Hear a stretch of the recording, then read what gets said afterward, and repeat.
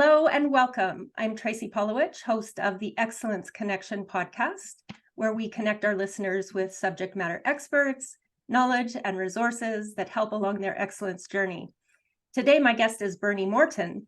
Bernie is a senior public affairs executive, former chief administrative officer with several municipalities, both large and small, and has over 30 years of corporate and government successes. Welcome to the show, Bernie. Nice to see you again, Tracey. Thank you for having me. It's my pleasure, and I'm excited to have our conversation today. I was wondering if, to start, can you just provide a little more of your background and an introduction to our audience?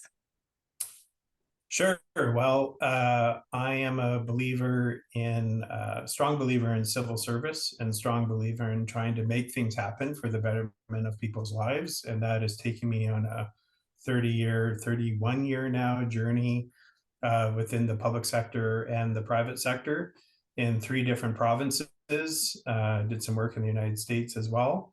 And so love collaborating with people on how to both make personal lives, professional lives, and corporate successes, making them meaningful and wherever I happen to be. And there's a sort of a long story as to why that is sort of my mission in life, but it's been an enjoyable one. That's great. And so to get started, I wondered, from your perspective, what are the most important activities or initiatives that municipal government can undertake towards adopting and building a culture of excellence and a mindset of continuous improvement? Well, that's a pretty important question. It's a pretty loaded question. And so having served at the municipal level in 3 different provinces, one being Canada's largest city, I was a former chief of staff to council for the city of Toronto. And then also Saskatchewan's largest town. And I also served for the town of Kindersley in West Central Saskatchewan, and then also here in the Calgary region. I'd say that my belief and my understanding of that sort of loaded question has changed over the years. And now I sort of simplify it. And it's simplified in such a way is that municipalities need to understand what is their business. And whether I'm working in a municipality or consulting for a municipality, I break it down into 3 very simple words: that they're in the service delivery business. And if they think that they're anything other than being on the service delivery business, more often than not, the municipality, the wheels start to fall off in a number of different ways. So understanding that they're in the service delivery business really then puts them in that particular mindset. And so, but that's something that you have to get alignment both with the politicians, the elected politicians, the public, the ones who put them there, and the civil service, who's the one who are the deliverers of that particular service. Yeah, that's interesting, because a few of the other speakers I've had on the show, they have, talked about trying to operate a municipality more like a business. And I think that can really help to give that guidance and keep as much of the political initiatives out of the sort of focus. Yeah, I mean, there is a danger in coming in, both either as a staff person or elected official, or even the public, thinking we want it to operate more like a business, because it's not a business. While it is a corporate entity, it's not a business in a number of different ways. First is that many of the services that are delivered by a municipality are mandated. They're legislatively mandated. So if you think of it from a business perspective, you have a lot of flexibility in terms of what type of business you want to run, how you want to run your business. There's a lot of flexibility there.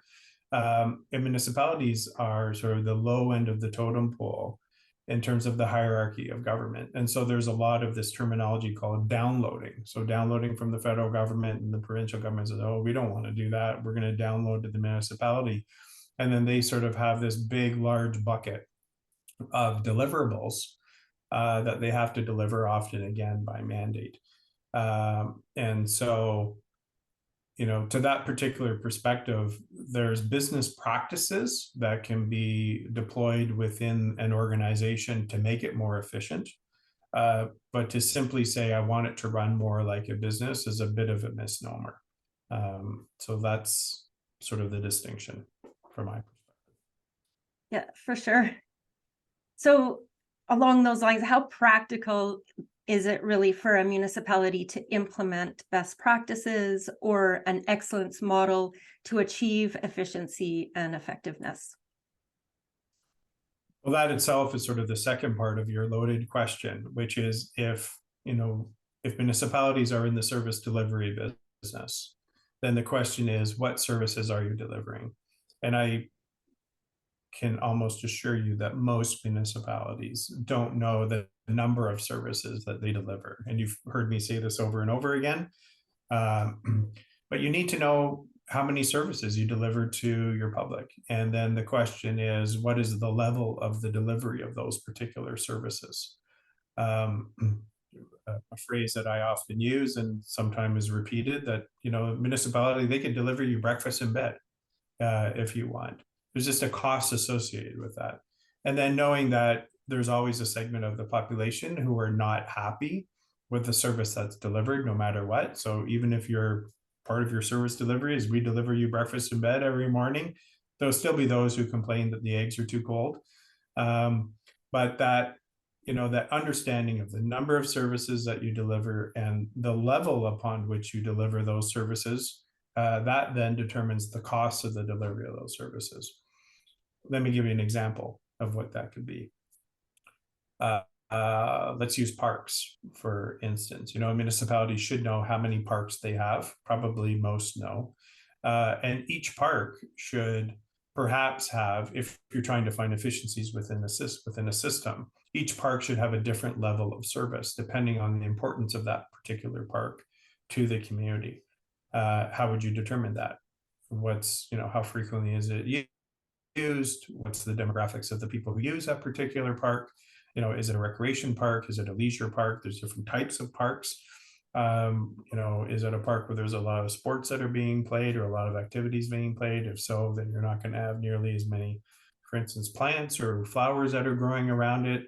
So maybe the beauty of the park may be down a little bit more, but perhaps it needs a little bit more maintenance because of the heavy use.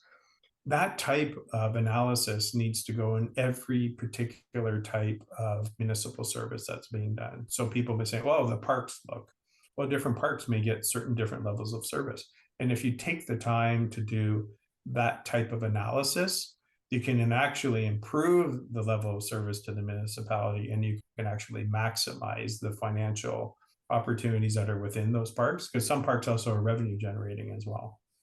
Some are not, but some can be revenue generating. So it's a lot of hard work at the front end. But once you get those models in place, it's just about refining as you go. I would say that the top municipalities and have this, some of them will do a little bit of it, but there's not a lot of municipalities across Canada that do it to that degree, because it's labor intensive. And also there's high turnover as well within staff these days. I can really see how gathering that information and having all of that together could open the doors to having conversations within the community as well and engaging citizens in the decision-making process. It's a wonderful way to engage your community, and it shouldn't be done in a vacuum. It should be done in collaboration with the community, and not just the community at whole. It should be done within local neighborhoods within a community. Determine what are the assets within that community. Do you want to have traffic calming in one part of a community? Just because you have traffic calming doesn't need one size fits all. In the Canadian context, really doesn't work. We're so geographically diverse. We're culturally diverse. We have different weather patterns depending on where you are in the country. And so the wonderful and amazing municipalities that take the time and the effort to really sink their teeth into this concept of we are in the service delivery business opens the door not only to wonderful financial management of the organization, wonderful services for the community, but also opens the door, as you just alluded to, Tracey, to having really thoughtful and insightful and meaningful dialogue with community members, so that they can have a say into what they want their neighborhoods to look like. And then that becomes a collaboration and a partnership, and so healthy. So one thing you hit on was the one size fits all, and that's not maybe the best model. I want to just expand on that a little bit and understand, like, I would think that some municipalities believe that maybe the one size fits all model helps with efficiency. So if they're diverting from that sort of philosophy and looking to cater to different markets and different user needs and so on, how can they achieve efficiency with that sort of approach? Right. One size fits all is a top down model. I'll give you an analogy. Let's make it to say that the powers that be within the municipality, usually driven at the top, supported by IT, saying we are now migrating to a different software system or cloud computing system, whatever it may happen to be. They've made the decision and they're going to migrate to it. And then everyone's told we're going to migrate to the system and everybody needs to adapt. Imagine, if you will, if it was more of a bottom-up scenario, whereby an analysis is done as what are the needs of each of our divisions within our municipality? What do you need from an IT perspective in order for you to be as efficient as you possibly can? Because efficient then relates to savings. Efficiency, if that engagement has happened at the bottom up, means higher job satisfaction. And so if you get a happier employee who's fully engaged in the decision making and believes, hey, my opinion was sought, then all of a sudden you're going to get higher rate of activation through that particular process, as opposed to the top down. We're all going to be working with this IT system. We've had our discussion, and whenever you hear that terminology, we've made a decision or we've had a discussion, the question that needs to follow is who was engaged in that. So the same, previously you just mentioned, what a unique opportunity it is when you're talking about types of services and levels of services for community engagement. That's what the community want. That's not top down. Well, really, they should be at the top because they're the voters, if you're thinking about an organizational chart. But that's really good, smart organizational management from my perspective, means that it's not layered, it's circular, it's inclusive. And so to your point, which is to your question is, how do you get, that type of engagement? Engagement needs to be collaborative, and it's so easy to be collaborative in today's day and age with, the use of technology. There's times when you have to do top down, but top down creates silos, and silos, from my perspective, kills any organization. Yeah, I mean, it really comes back to the culture again, and developing that culture where everybody feels that they can contribute and be involved. Right. So how can a municipality maintain momentum in continuous improvement efforts with a potential turnover of elected officials? So we have a 4-year election term generally across Canada. There are some exceptions, but that could mean a change in strategic direction every 4 years, depending on the turnover on the elected officials of council.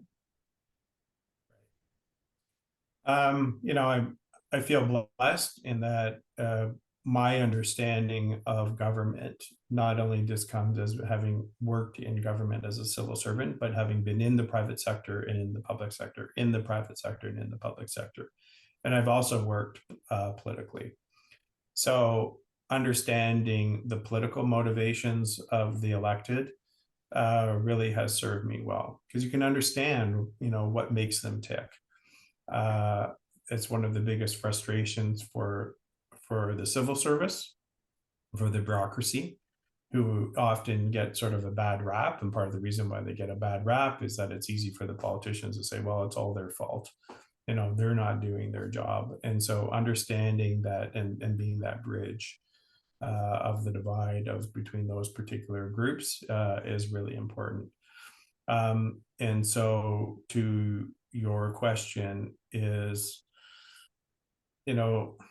democracy is a wonderful thing, but one of the things about democracy is that it can create upheaval. In the Canadian context, that upheaval is not really so prevalent because we do have, by and large, according to all statistics, we do have a fairly kind and caring electorate in Canada, meaning that we give our politicians second and third, in some cases four, in Justin Trudeau's case, 5 and 6 chances to try and get it right. Meaning that, you get multiple kicks at the can to try and get it right. It's only when the electorate decide it's time for a change that the question really is, how significant is that change going to be? So if you relate that to your question, you have quite a bit of time, and the power of incumbency at the municipal level is very strong. Very often there's not a change unless the local politician decides they want to step down, or unless there's something egregious that's happening that the province is the oversight body at the municipal level. So within that context, what I always say to a council right at the very beginning is, don't do your strategic plan right away. Sometimes the school of thought is, you've just been elected, let's do your strategic plan. Well, then your strategic plan is developed on the basis of what you heard at the doors. That's fine, but that's campaigning. Now you're governing. You have to understand the governance component of because you campaign for yourself, you govern for all the people. So take a little bit of time before you implement your strategic plan to try and understand, how does the municipality work? What do all the people now want, not just the ones who voted for you? And get a better understanding of, sort of not from the campaigning perspective, but now from the governing perspective, how does the organization actually work? And what are some of the governance, immediate governance challenges? Once you do that with a strong, administrative team in place who are, that administrative team needs to be really good listeners. If they turn themselves off to the newly elected and think, well, we've always done it this way. Well, if I've had a toonie for every time I've heard of it, we've always done it this way, we would be doing this interview in Hawaii. But the most important thing is to be really, really good listeners, because at the end of the day, the job of the bureaucracy is to implement the high design and the will and the wishes of the elected. They set the path and you decide how to get there. So it's not too complicated, but it's probably the single largest question that I get of chief administrative officers or other senior city staff people or municipal staff that I mentor, or who I don't mentor, but or through CAMA, who I get a call from and say, I've been asked to call you. It's understanding the politics of it and how that actually works. But when the politics is lined up with really good well-meaning politicians who really want to just do the best for their constituency. And when you have a bureaucracy that's not sort of marred in, we've always done it this way, or we don't like change, we don't want change because change is frightening for some people.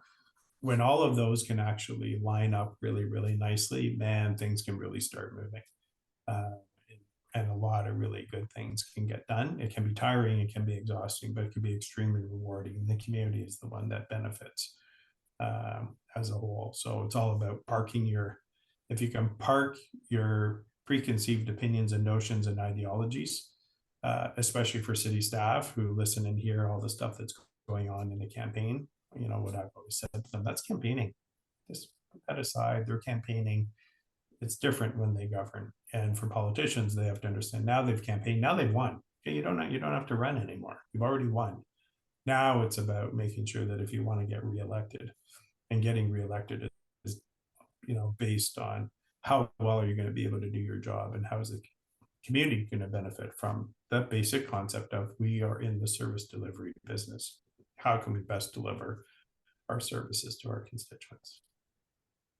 That's great advice. I think that what's beautiful is the two sides. So advice to elected officials around like taking the time to set up the foundation, and then to the administration to, have an open mind, and just giving that breathing room, I guess, from election to a point where you've established to determine that strategic plan and everything really helps to set the organization up for more success.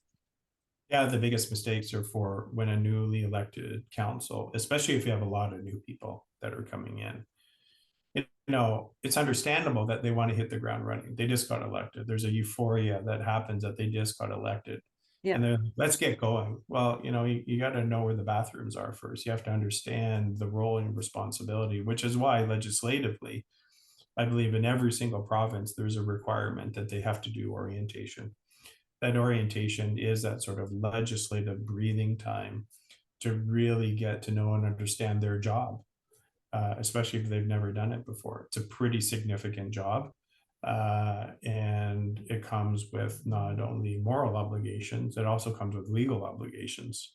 And there's a lot of rules and regulations that govern the elected.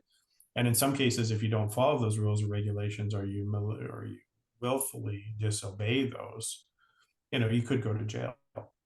And so taking that breathing time, it's also a good time for team building and relationship building between these two branches of government. And there are two branches of government in every province in Canada at the local level.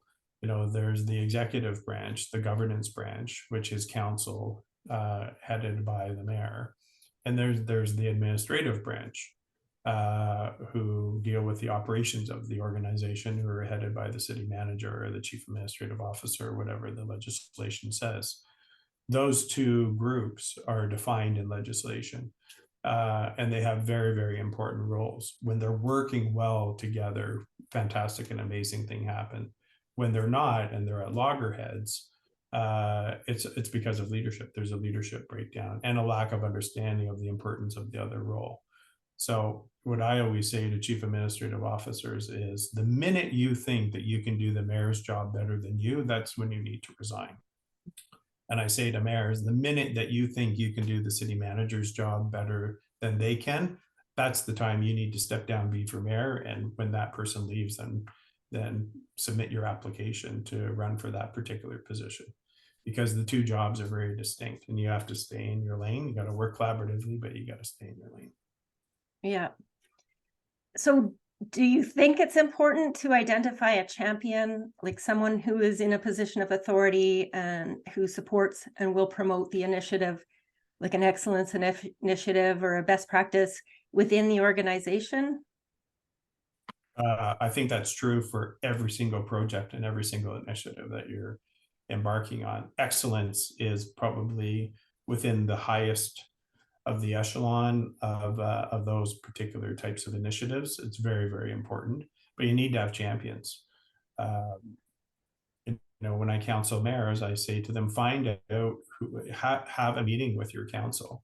Now that you're governing, find out what makes them tick. What's their passion? Why did they decide to put their name on the ballot?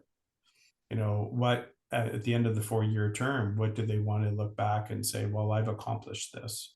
What's going to make them want to run for re-election?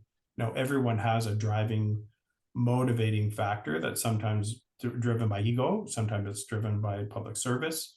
But being a politician is not a job. It's not a career, it's a calling, and it should be a calling.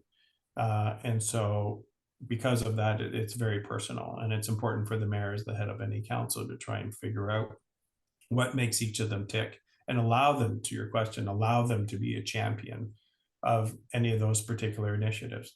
Similarly, there's things that the municipality does that is not mandated by council, it's mandated by legislation.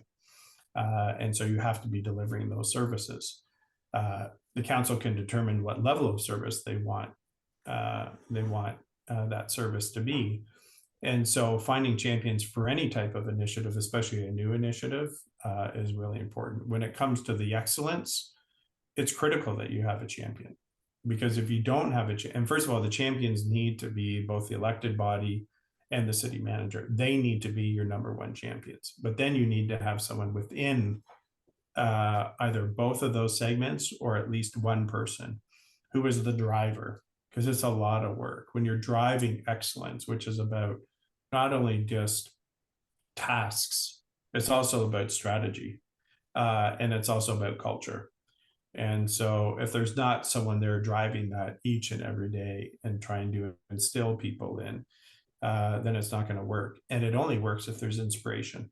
You know, the people who are going to be responsible for making all of this excellence happen need to be inspired.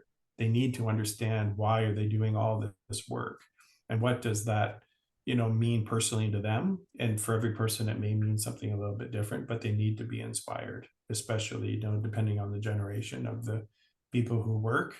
Some need more inspiration than others just say, well, that's my job, I'm just going to go and do it. Others are really motivated. Well, they ask the question, well, why are we doing this? What's the purpose? How is this meaningful to me? What does this mean to my life? What does this mean to my job? They want to be inspired. And so if you don't have a champion, then you can't have inspiration. Points.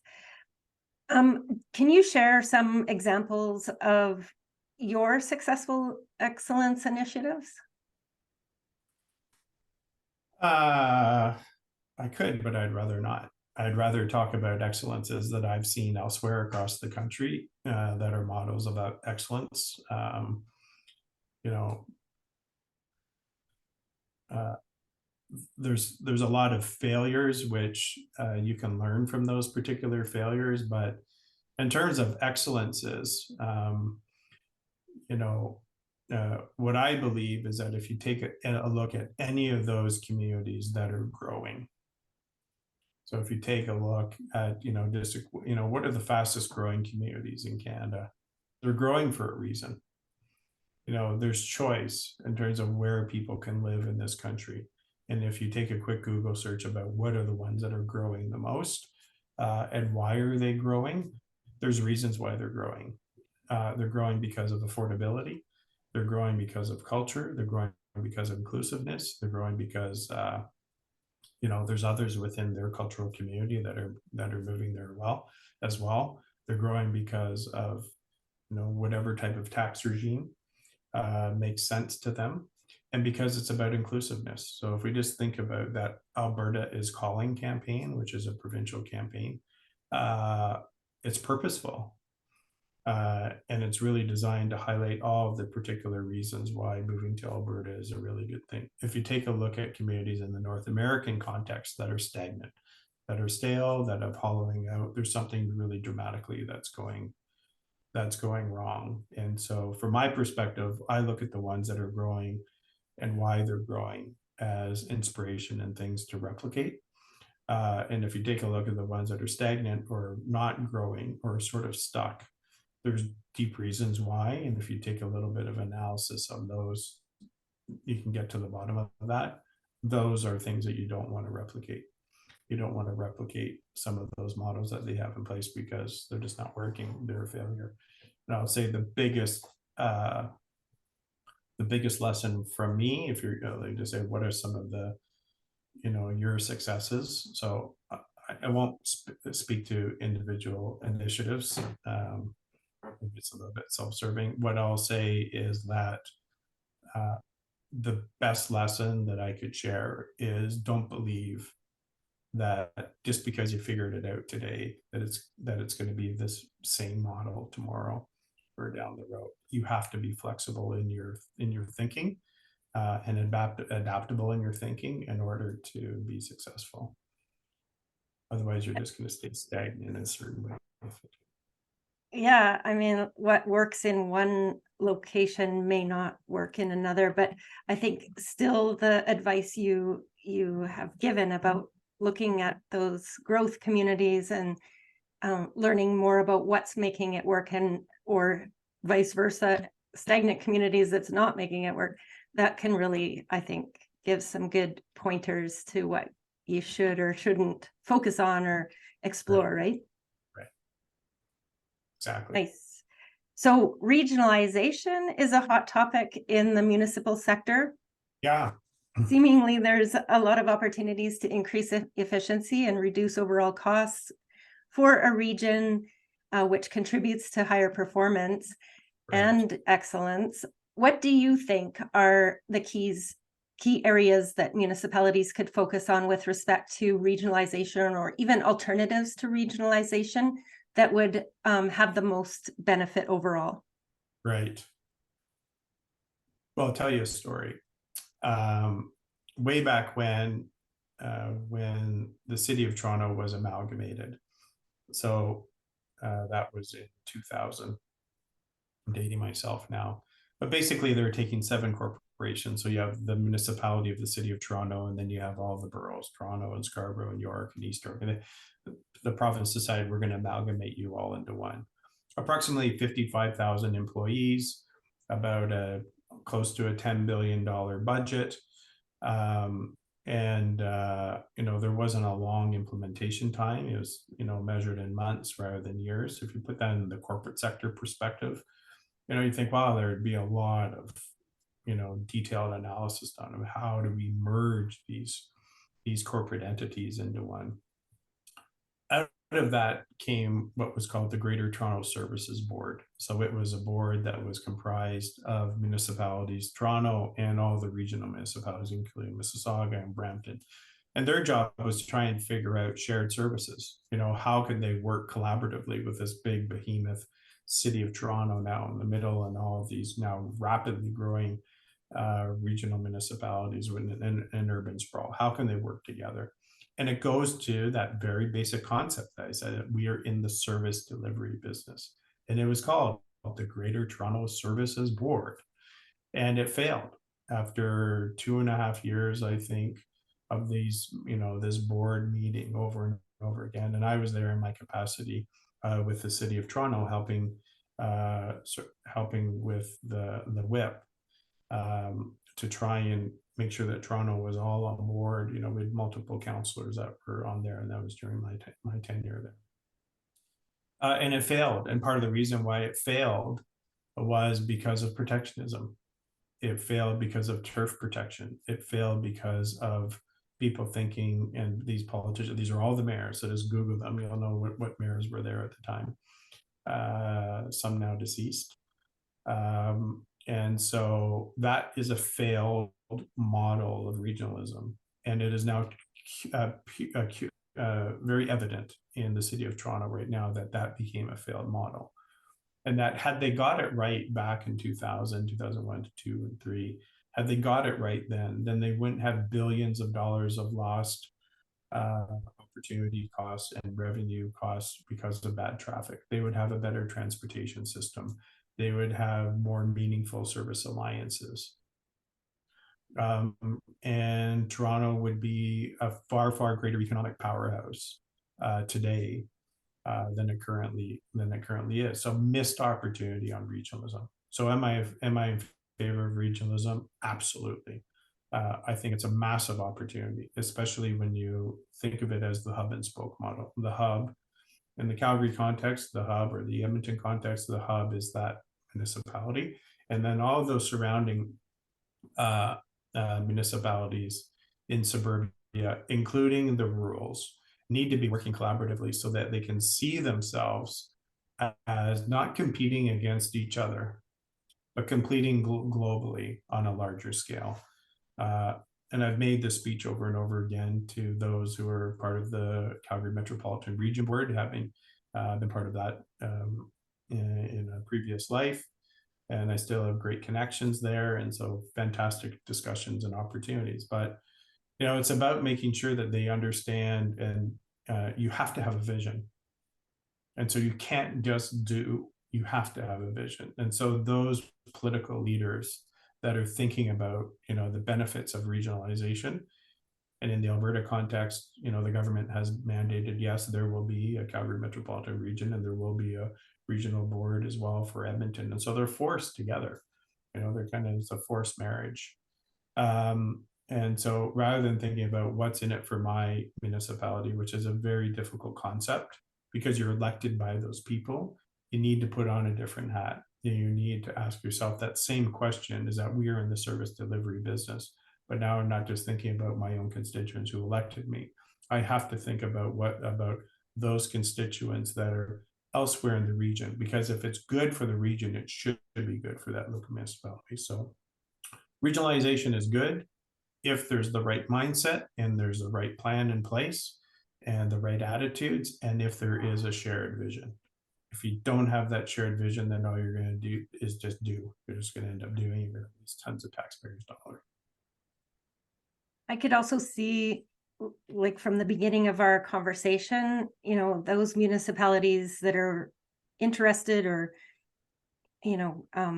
compelled to maybe look at a regional model, having all of their services inventoried and analyzed and being able to bring all that to the table with the regional partners could really benefit the big picture to see, who's doing what, where's duplication, where's somebody doing something better than we are, and really work more collaboratively with that information. Well, yeah, when you're putting yourself in that mindset, it's not about the now, it's about the future. You're planning for future generations. And that's a pretty difficult concept, especially given that they're elected on 4-year terms. The decisions that you're making now are designed to benefit future councils and future generations and future growth.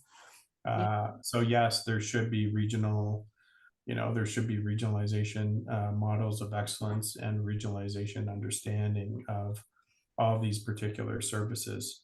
The danger is that if the municipalities don't work together collaboratively in the board faction, then you end up creating regional governments like we've seen in Ontario, where you have, and even in, Vancouver as well.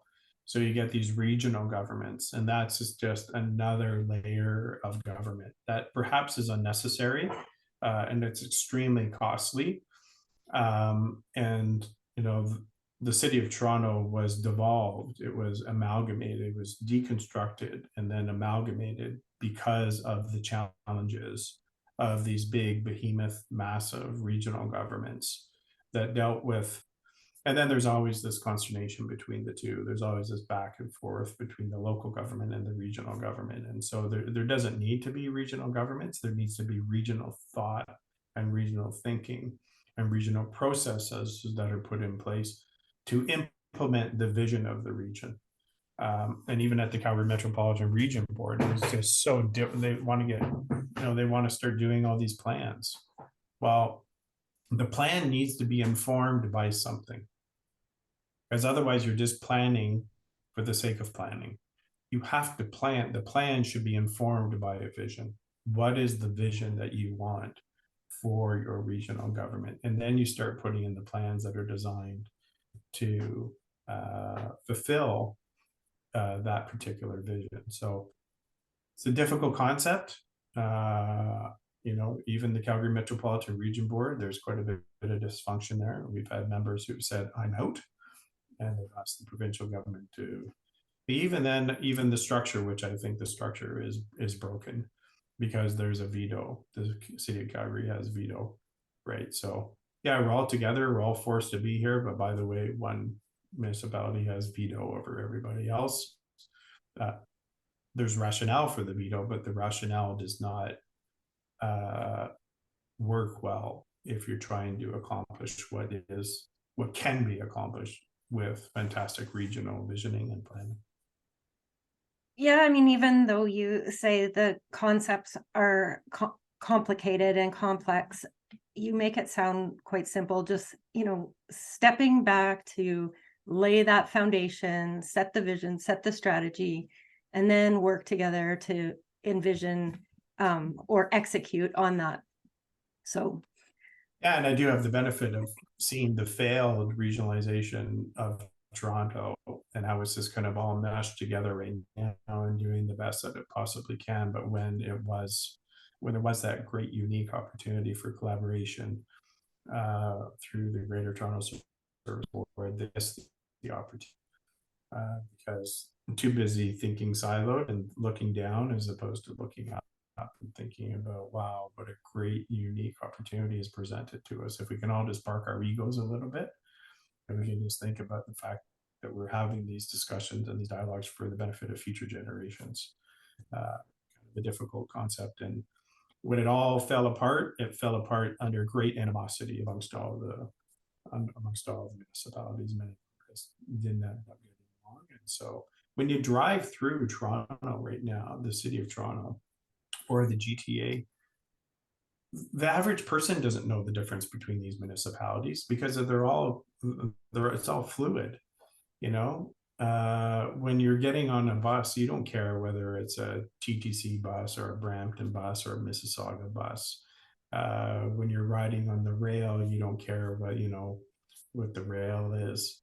You just care about that it's all working collaboratively. It's these sort of false and fictitious but legal boundary separations between communities that are protected by the elected that are there, but who ends up suffering? It's the people who have to sit in traffic, or the people who get frustrated because they have a really fantastic 1970s transit system, but the problem that it's 2023. Exactly. Yeah, I mean, like in most things, I think it takes time for thoughts and perspectives to evolve and the right timing for all of that to align and come together. So Right. good advice though for those that are considering it now to think about and maybe consider in their own situations. So I also ask all of my guests how they remain in the growth zone. And so what do you do to deepen your growth mindset? Brilliant question. It's a philosophy of find a mentor and be a mentor. And mentoring can be a person or can be a book as well. I always typically will have 2 books on the go to try and help with that growth. The mentoring part is really important. You know, I benefited very early in my career from very, very generous people who constantly offered me both solicited and unsolicited advice to help me grow. I was sort of thrust into a very high level, high responsibility position at the city of Toronto in my early 20s. And part of it was sink or swim, but I was surrounded by really good, wonderful people who were willing to serve as mentors, and some even still to this day, even from back then, serve as mentors to me. And so, I sometimes on the back of my business cards, I would have that find a mentor, be a mentor, just printed on the back of those business cards, just as a reminder that, you know, uh, it's easy to, benefit from the wealth of knowledge from other people if you're being mentored, but you also have to give back to other people. And wow, you can learn so much too from people who you're mentoring. There's just a wealth of information and knowledge from those. It just so happens that's, usually they're younger, but not always. Sometimes they're, and then, books, like I always like to have 2 books on the go. Right now, I'm in the middle of reading Brene Brown's Dare to Lead, which I think is a fantastic and insightful book, at least in the first couple of chapters that I've read right now.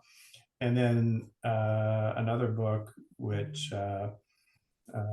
folks from my company are currently reading. It's called Unreasonable Hospitality, which is the remarkable power of giving people more than actually what they expect. And that's called Unreasonable Hospitality. And just fantastic learning opportunities and growth opportunities within reading. Breakfast in bed. Breakfast in bed, exactly. Well, Bernie, I consider you a mentor, and you've really made me think differently about certain things over the time that I have been working with you and so on. And so I really appreciate that. And I appreciate you taking the time to talk with me today as well. Right. And thank you, Tracey, for when some of these challenges that in the past I've presented to you which are about, implementing really big concepts and really big ideas, dedicated to improving, service and really living by the being in the service delivery business. You've sort of risen to the challenge every single time and just welcome those opportunities with open arms and made huge, fantastic, and momentous gains in doing that. So thank you for being a willing participant in that journey as well. Thank you, and have a great rest of your day. Cheers.